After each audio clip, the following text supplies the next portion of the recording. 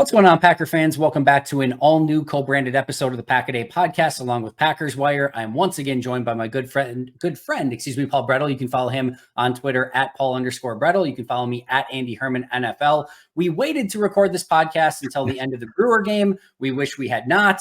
Paul, outside of the abysmal showing by the Milwaukee Brewers, losing 2 games in a row, how the heck are you doing? Yes, outside of that, I'm fantastic and always happy to join you to talk Packers, Andy. Yeah, thankfully, talking Packers, and thankfully yes. We are not a 365-day-a-year Brewer podcast or covering the Brewers 365 days a year. We'll let all of those people have to deal with all of that. Mm-hmm. We will stick to what we know best, which is the Green Bay Packers. There's so much to discuss with this team. It feels like the last game was a decade ago, being all the way last Thursday. Now we still have to wait until Monday to play the next one.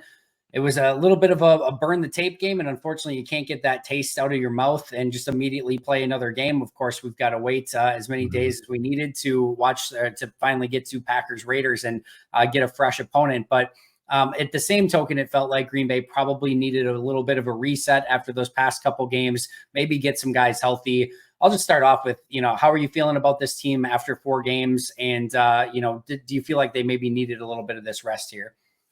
Yeah, I'll start with that. I think they absolutely needed the mini bye. I mean, the laundry list of what their injury report looked like, and not just injuries, but like key injuries that really any team, if they were without as much star power as the Packers have had, like that's difficult to overcome, let alone for this team with so much youth, so much inexperience on it. So yes, I think this mini bye came at a good time for them. And then, I mean, they'll have their extended by their normal bye following this Raiders game again, just to get more healthy. But I think for me, the highs and lows, like the valleys, it's greater than maybe what I anticipated. But I feel like overall, the ups and downs that we've seen, and you look at a lot of the won their record, but just kind of a lot of key metrics, they're around league average, and I feel like that fits, that sums up this team well. Again, maybe we've gotten there a little bit more crazily than what I would have anticipated over the summer, but where we're at right now, reflecting on kind of the overall performance of this team, I think it does align with, for the most part, with what expectations were. I do wish to some extent that we would have been able to see over the first 4 games sort of this real Packers team. Bakhtiari misses 3 games. Jenkins misses multiple games. Jair misses multiple games. Campbell has, basically 2 games where he's playing hurt. Zach Tom's playing hurt this game. Runyon goes down early, is playing hurt in this game. And I mean, we can go. Eric Stokes hasn't played a game yet. It's great to see him back practicing, but he hasn't played a game yet. Like Rashawn Gary's on a snap count. Aaron Jones has been hurt. Christian Watson's been hurt. Like, this is not a handful of your, replacement level starters that you're like, oh, that stinks, but it's going to be fun to see maybe a rookie or two kind of, play within the, just kind of see him play and maybe get some snaps. This is totally different. This is like the core of this team that they did keep around, that you were expecting either like the Jairs, the Devondres, the Bakhtiaris, the Jenkins to be able to maybe pull a little bit more of the weight and sort of be a team that, be the group of this team that's going to maybe be able to help them win some games. And then you're like Christian Watsons and the guys that are like really expecting to take that next jump. So it's been really hard to really gauge exactly what this team is when so many of those key players have been hurt so far. Yeah. Like you said, you just listed off a lot of them. That's just so much for any team to have to overcome. Yeah, no, it really, really is. I wanted to talk about a article that you recently did to kind of kick us off here today, because I think it's been maybe one that hasn't been talked about enough. I think we've sort of probably all covered it in some capacity, just with the Packers struggling with the running game. But I thought you broke it down in a really great way. And that's specifically the Packers struggling on early downs. And it's one thing to say, like, of course, they're going to want to run the ball on early downs to get into some 2nd and shorts and 3rd and shorts to be able to start to keep everything in the playbook open to them. But it's not just running plays on early downs. I thought there were some opportunities early in this pass game for Jordan Love. Just a couple of those swing passes that I thought he could have maybe got to within his progressions that were almost like baked in, not run plays, but almost like would have acted as a run play where you've got an opportunity to maybe get it down the field. If it's not there, you swing it out and pick up some yards. But this is a team that struggled on early downs and really got itself into some disadvantageous situations. Yeah, I mean, that's been there's a number of things that go into it, but that in itself has been probably the biggest issue that they faced. I mean, a failure on first down puts you in obvious passing situations. The pass rush can pin its ears back. The defense gets into favorable matchups. Jordan Love's completing just 46% of his second down pass attempts this season. And I think, again, that goes to show just the disadvantageous situation that the offense and the passing game's in. And yes, it starts with an ineffectiveness in the ground game. But, Matt LaFleur talked about this on Friday following the Lions game. They loaded the box against Green Bay, and they're not the first team to do that this season. Their opponents want to see Love, this young offense, be able to push the ball in the passing game. And the Packers, as LaFleur said, they run a number of run-pass cans where, it's Love's decision kind of based on what the defense is doing. Is it going to be the specific run play that we've called or the specific pass play? And again, LaFleur said that he wants to play the probabilities. So when the defense is in cover one, they're heavier in the box, he's got one-on-ones outside. Like, that's what he wants Love to take. He wants to take those opportunities versus running into that loaded box. The issue, however, is that this passing game on its own, it doesn't have the strength to shoulder being the main option in terms of moving the ball. Love's had his accuracy issues. The receivers, tight ends, from a route running standpoint, in terms of attention to detail and being all right where exactly they need to be and being there at the right time, like that still hasn't happened consistently. So you take that, the inconsistencies and moving the ball through the air it's been a challenge for this group. And then you couple that with the inability on the ground, and they're stuck in these second and long, third and long situations where they just aren't able to move the ball. Like, if they're only picking up, if it's incomplete or a 1-2 yard, even 3-yard gain on first down, like right now, it almost feels like doom for this offense. Like, it doesn't feel like they have the ability to move the chains from that point. And it just snowballs from there. The defense, it's a lack of complementary football. It's a quick possession, a quick punt. The defense is on the field more. I mean, look at that fourth quarter in Atlanta. The offense ran 11 plays. They were on the field for 3 minutes, and not to excuse the defense's performance, but like, that's hard when you're out there that much, especially when you're already struggling in the run game. Now the opponent is putting points on the board. They're controlling the game from a time of possession, from a play calling standpoint. That Atlanta game and the Lions game, the two teams that ran for 200 yards, on average, Detroit and Atlanta ran 25 more plays in those games than Green Bay did. They held the ball for almost 15 minutes longer. Like, good luck winning those games when the discrepancy is that huge. So now the defense is struggling to get off the field. The Packers offense gets the ball back, and now they're trailing in many instances over these last few weeks by a touchdown, maybe 2 touchdowns. And those same issues that we had originally when it was 0-0 in this example are now just magnified because you're losing. So you still can't run the ball. Just because that hasn't been effective. There's more of a stressor on the passing game. The defense is giving you those looks, daring you to pass the ball. So you feel like you need to take that opportunity. And again, that cycle for a large portion of the Atlanta fourth quarter and the last 2 games has just, it's been vicious, and it's been, running kind of like a snowball down a hill in terms of the struggles and just magnifying it. But again, it all goes back, and it's for various reasons, but it all goes back to those struggles on first down. And to your point, and LaFleur talked about this, yeah, they got to find ways to get Aaron Jones the ball. They got to find ways to get Christian Watson the ball, even if it's, designed, schemed up touches. Like, you can't let the defense do 100% of the dictating in terms of what play you're going to run and who you're going to get the ball to. They have to get them some design touches. The Lions, going into that game, they had struggled quite a bit defending running backs in the passing game. I thought coming into that would have been a great way to get Aaron Jones involved. That quick passing game, mitigate the pass rush. The quick passing game can help mimic a little bit the run game. If the run game's not working, you get Aaron Jones the ball in space, but we didn't really see any of that either. And in part, it's a product of just kind of how the game unfolded. All of a sudden, it's 24-3.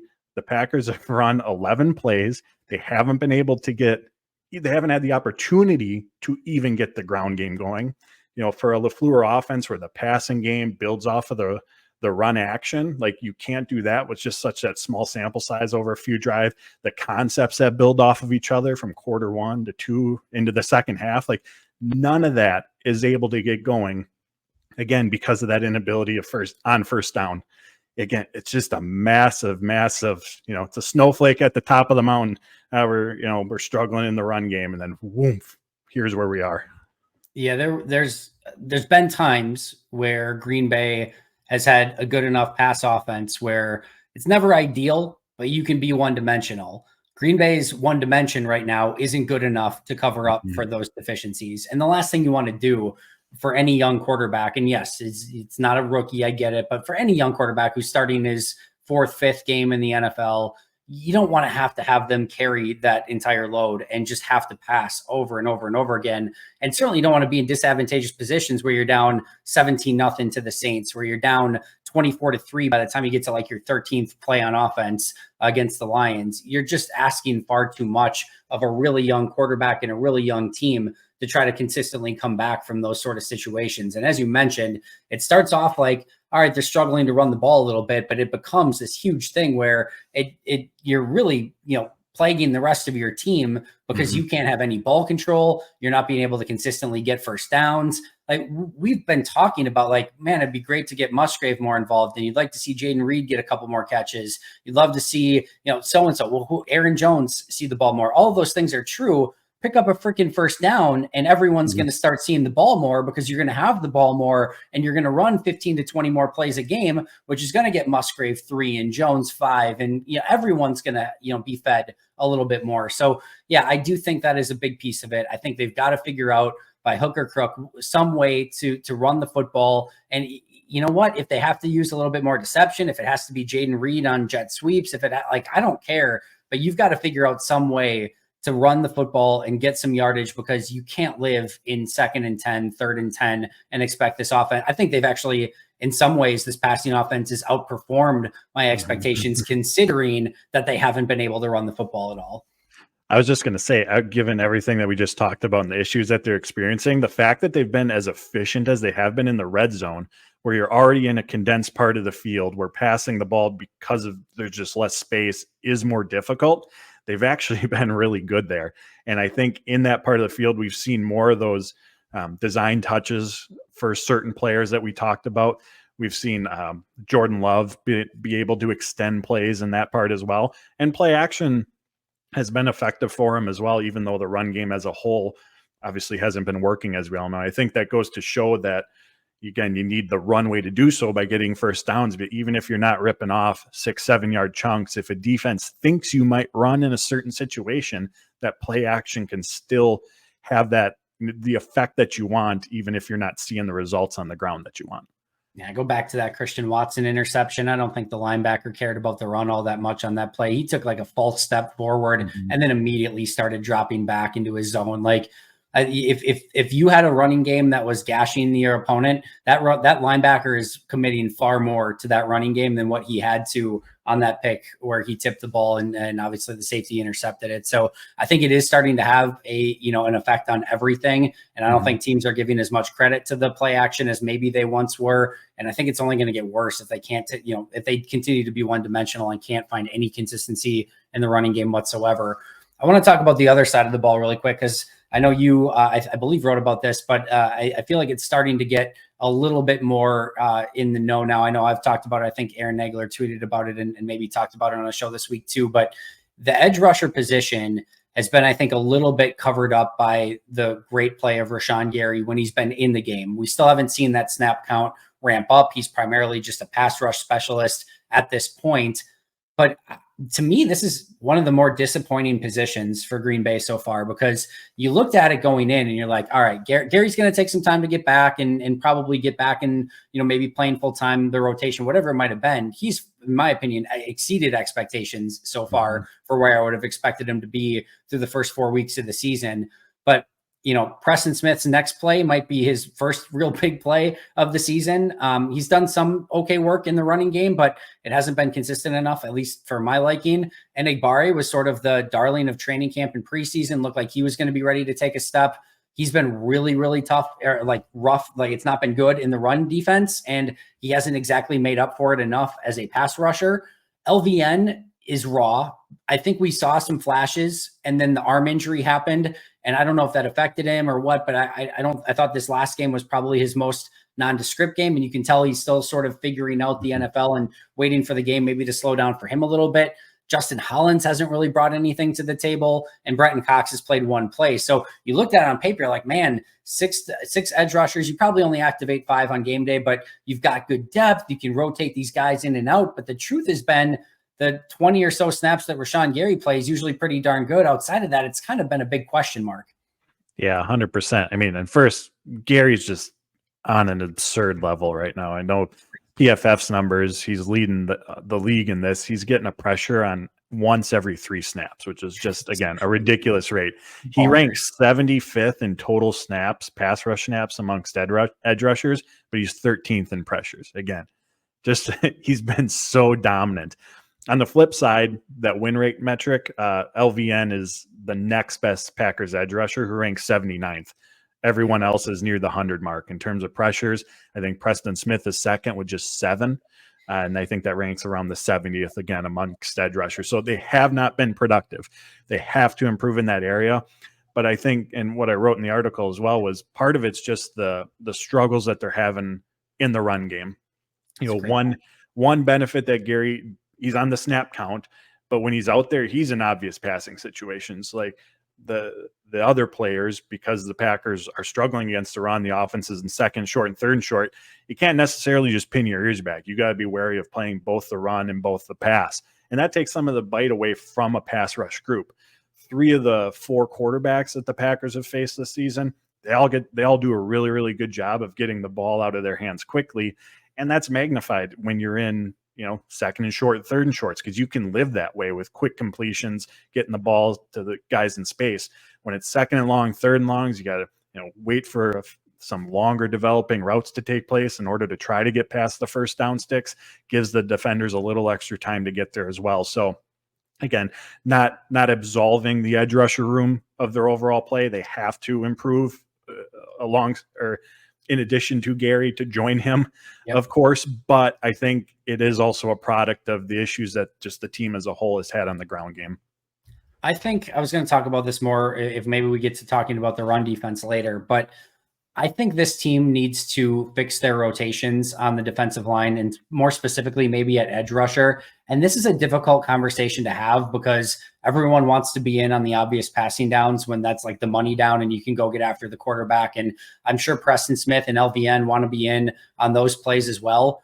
I don't think this team can play Enigbare on the non-obvious passing downs and just consistently, live with his level of run defense. I think to some extent that goes to the defensive line as well. I think on early downs, we need to see more of Clark and Slayton along the defensive line. And I think you need to see LVN and Preston Smith along the edges and almost weaponize them as run. Like, we need you to defend the run. We need you to get out there on early downs, set a strong edge, be the guys that are holding up against the point of attack against the run. We know that that's going to amount to maybe some less playmaking opportunities for you, but that's what the job description calls for right now. And again, I know that sucks for a guy like Preston Smith, who I'm sure would love to be out there on some of. I can live with, especially because of what Rashawn Gary's doing.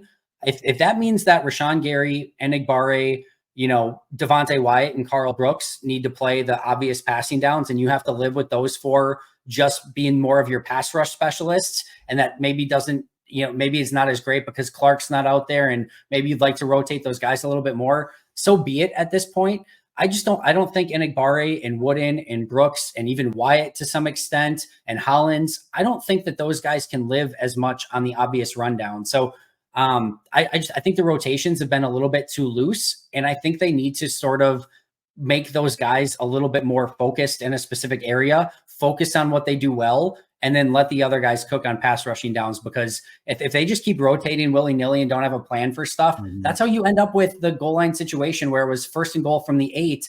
And Slayton's in there. That's great. But I think it was either Brooks or Wooden, and then Hollins and Enigbare are your front 4 with Quay and McDuffie as your linebackers, Keyshawn Nixon still in the slot. and it's 1st and goal from the 8. They run to the 2, I think, and then the next play, it's another running down. They keep everyone in the game, and I think kind of go fast. And you just don't have the guys that can hold up at the point of attack in that situation. So I think they have to be a little bit more focused on who they have in the game when, and start weaponizing some of their players for specific roles.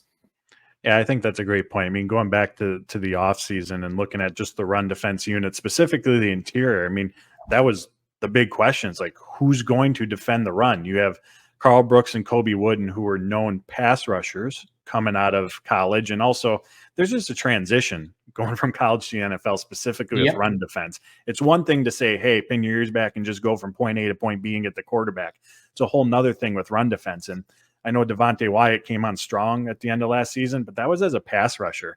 If you go back and listen to Kenny Clark, Jerry Montgomery this offseason, they both were pretty clear that run defense is an area that he has to continue to get better at. So 100% agree in terms of trying to limit the roles of those three in those situations, just to maximize what you do have with Clark and Slayton.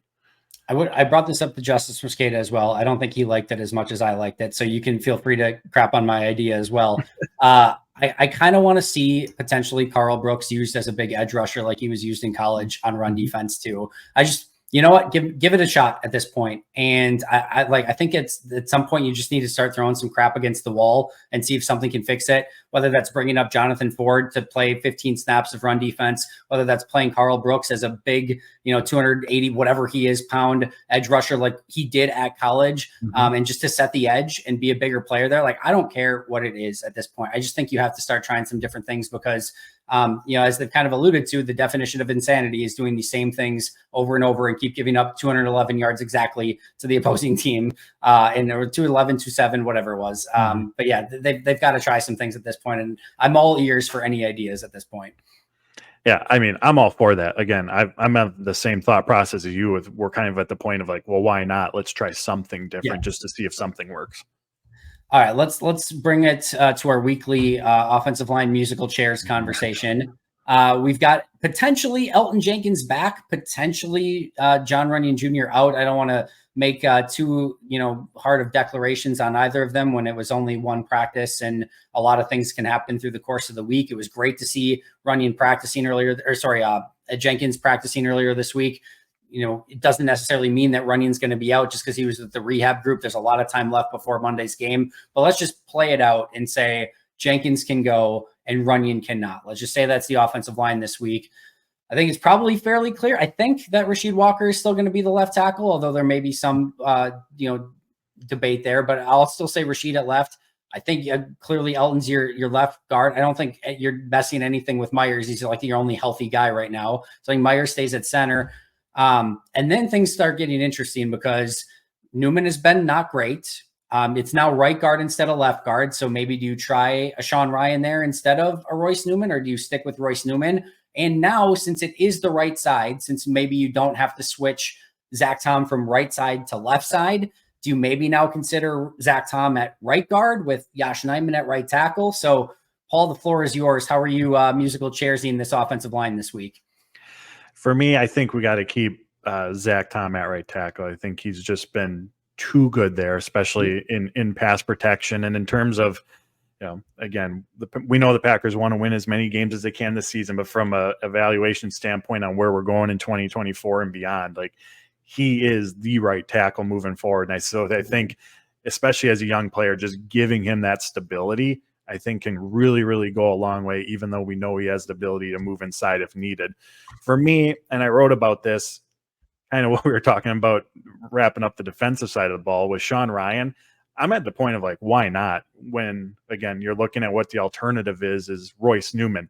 And for me, that's not just at right guard. Like, if Jenkins can't go on Monday night, like, I would be all for them seeing what Ryan can do at left guard as well. I mean, I know from your grades, and we all see it with our eyes as well, that Newman has very much struggled. He's given, from Pro Football Focus, he's given up 9 pressures, and of course, which is the most on the team, and he's played the least amount of snaps out of anyone on the offensive line.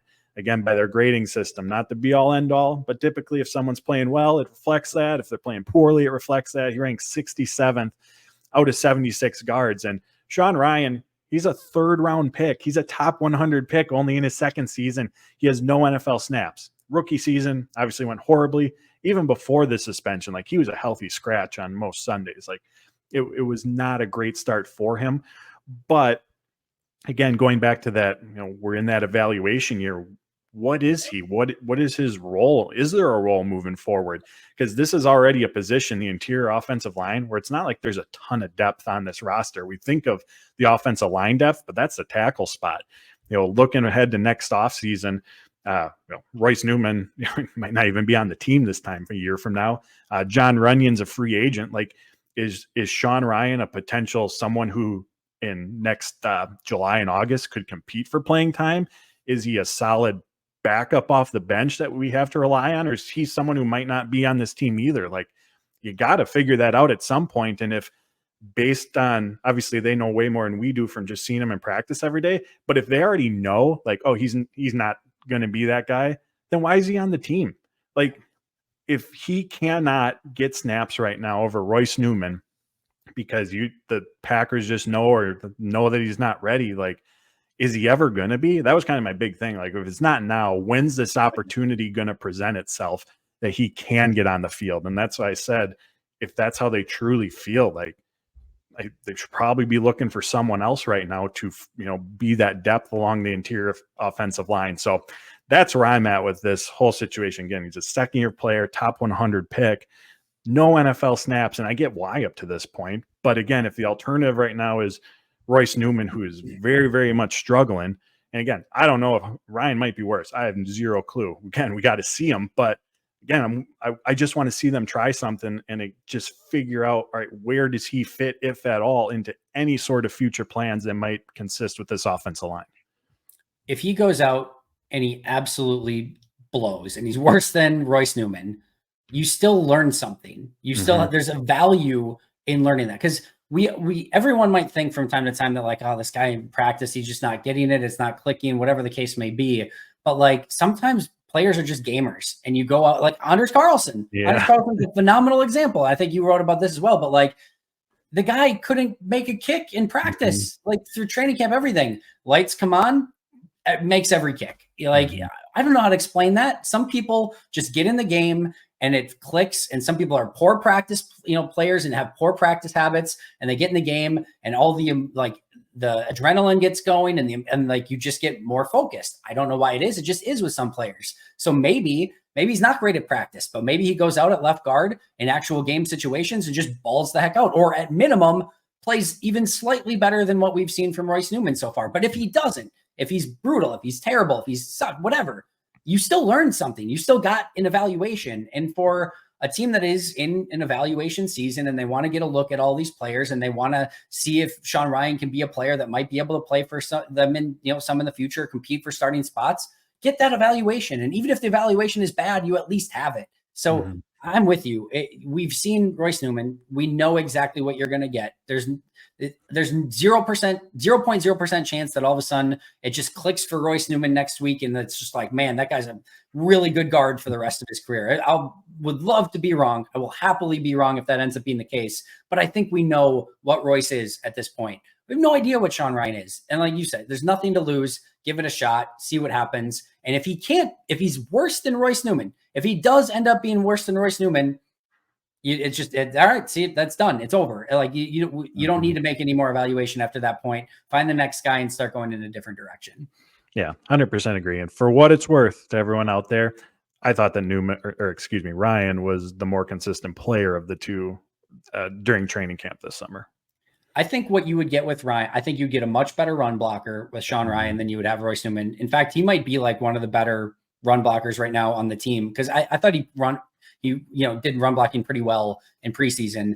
And we know that's an issue right now. I think you're going to get a better run blocker than Newman. I think in pass protection, it may be semi-similar, but in different ways, where like Newman just gets overwhelmed. I don't think Ryan's going to get as overwhelmed, but I think there's going to be a lapse here or there with like a stunt or whatever the case may be. And it's just going to look really ugly. And you might have some immediate pressure, which might be what they're worried about, is like, man, we might put this guy out there and you might allow a 3-second hit and, Jordan Love just gets annihilated or whatever. So that's kind of what I think would happen if they played him a little bit more. So let me see it. I want to see if he can actually go out there and perform. And sometimes, guess what? shocker, players get better when they play in the games, and like he might just need reps at this point. And I don't know, I'm ready for it. Good, bad, or ugly. Show me what it is, and we'll evaluate from there. One other player I wanted to talk about was Eric Stokes. He returns to practice this week. And I think the interesting discussion, we'll see when he comes back. I personally, I don't expect him for this game. I don't know that I like have any evidence to say that one way or the other, but I would be somewhat surprised if all of a sudden they opened his practice window and then just played him this week, especially with the bye coming up. I would think that, the next game or even further down the line is more likely, but we shall see. But regardless, when he does get back, what's your vision for what Eric Stokes' role should be? Because it's a really fascinating question. Oh, it certainly is. That's the $1 million one right now. I mean, obviously, we'll just start with who's out there right now. It's Jair, Razul on the boundary, and they are boundary cornerbacks. We know they experimented with Razul inside last season, just didn't see that same effectiveness, playmaking ability. Eric Stokes, he's a boundary cornerback as well, and obviously Keyshawn Nixon in the slot. So how do you go about mixing and matching? Like in terms of where it makes the most sense, it would be getting Razul Douglas over to the safety position, your biggest question mark on the defensive side of the ball. And Brian Gutekunst, go back to it, but during the combine, I think it was, he talked about that and how Douglas's skill set, reading the quarterback's eyes, ability to attack downfield, like it fits well with, some of the responsibilities that come at the safety position. Over the summer, and I know Matt Fleur was asked about it, the same, best five out there that he used for the offensive line. He threw that out there when talking about the defensive backs. But so to me, that's where it makes the most sense, and you're getting your best players on the field. But also in saying that, I don't know how much I actually think that that's a path that they're going to go down either. So, I mean, in terms of when he's first coming back, I think they'll be able to lean on just working him in kind of slowly in terms of getting back onto the field. But the part that I struggle with is, who are you going to take off? You're obviously not taking Jair off the field to get him on the boundary. I doubt that they'd want to take Razul and his playmaking off the field, maybe for a specific matchup. But to me, it's going to come down to, working, or they're going to have to work into the slot. And last season, before we knew Douglas was going to be in the slot, I thought the slot duty was going to be rotation. I thought it was going to be matchup specific. If the opponent's best receiver's inside, Jair's inside. If it's a bigger bodied receiver or a team with a pass catching tight end, you're going to see Razul inside. If it's a team with a speedy slot receiver, you're going to see Eric Stokes and his speed inside. Going into last season, that's what I thought the approach was going to be. But obviously they went with more of the static and just trying to put each player into a specific role. So to me, that makes the most sense in terms of just trying to match it up based on who you're going against each week, or even, series to series, depending on what they're doing. But that's the $1 million question. I got a couple thoughts on this. Now let's start off with, first of all, I think he has to sort of earn his spot back. I think Razul and Jair are your clear starting corners. I think he'll probably just take the step ahead of Carrington Valentine at this point, although I think that's probably just the case. And then, as you mentioned, you've got those 4 outside corners, and then Nixon's sort of your only slot one. I think what I would sort of like to see moving forward, if it were my decision, which a lot of people can be thankful it's not, but I would put Jair and Razul on the outside with Nixon in the slot on your sort of base nickel downs, where it's like they could run, they could pass. We don't know what they're going to do. We're going to have that as our primary 3. If you're going to stay in nickel, but it's a pretty obvious passing down, I would then like to see Jair in the slot with Razul and Stokes on the outside, and if they run it once and they run at Jair, so be it. We'll figure it out. But I think if it's a very clear and obvious 3rd and long and you're still in nickel, put Jair in the slot, put those 2 guys on the outside, and I think you can live with that in that situation. I think then in dime, we have seen already in dime that Razul is playing slot in dime. And so I don't think there's a huge issue there. And then I think, again, in dime is a clear, obvious passing situation. Jair and Razul in the slot, Stokes and Stokes and then probably Valentine on the, yeah. So I guess you could put Nixon in the slot still. So that could be Nixon, and they could go in a variety of different directions. But if they wanted to get their 4 best cover guys out there, then I think you do Jair and Rasul in the slot with Valentine and Stokes on the outside. Or if you wanted to keep Jair outside and keep Nixon in the slot, then that's fine too. But I think they have some options there. But that's how I would do it, first of all. The other thing I will float here is that if this team does by chance, and we don't want it to go in this direction, but let's say they go, 1-3 in their next 4 games or something, I do think Rasul has trade value, and he's sort of in that no man's land where you actually have some cap savings next year and with Rasul, and he's of that like a little bit older than sort of the core of this team. And you do have Jair, and you do have Valentine, and you do have Stokes, and you kind of want to get those guys in the field. And while I think that Douglas could very much help a contending team as a starting quarterback right now, I also think that this is probably the ceiling for Rasul. Like, this is kind of like right now is probably the best version of Rasul. I guess maybe the 2 years ago was, but like this right now is probably like the best version of Rasul that's left. I don't think there's another layer to this. Whereas you're hoping that maybe Stokes or Valentine or those guys could reach a higher level with more playing time, more experience, and those sort of things. So it wouldn't shock me if, like, especially with some of the cornerback injuries that have been happening around the league, the Chargers just traded away Jackson. Maybe they could use a guy. If some team that's legitimately contending for a Super Bowl or playoffs came calling and said, we'll give you, X pick, and it takes sort of some of that logjam away while also giving you the ability to play Stokes and Jair and Valentine and Nixon and those guys, I don't think it's likely, but I also wouldn't necessarily say it's impossible either. Yeah, I mean, that's an interesting thought. I didn't even look that far ahead to consider that, but I mean, everything you laid out makes sense. I hope once Stokes is back that having that depth that they have at the cornerback position, that is so rare what they have right now. And I just hope that it's maximized, especially with the ability that they do have. And you laid it out by the different defensive packages that they're in, to just kind of maximize that ability and put them in the best positions to be successful, specifically on who the opponent is that they're going up against. And I think it just goes back to my overall point of, like, I think we just need to see a little bit more specialization on defense. This team is not stacked with 11 defenders who can do everything, who are just good at run defense, good at pass defense, good in, like, they have like sort of specializations for almost every single one of these players.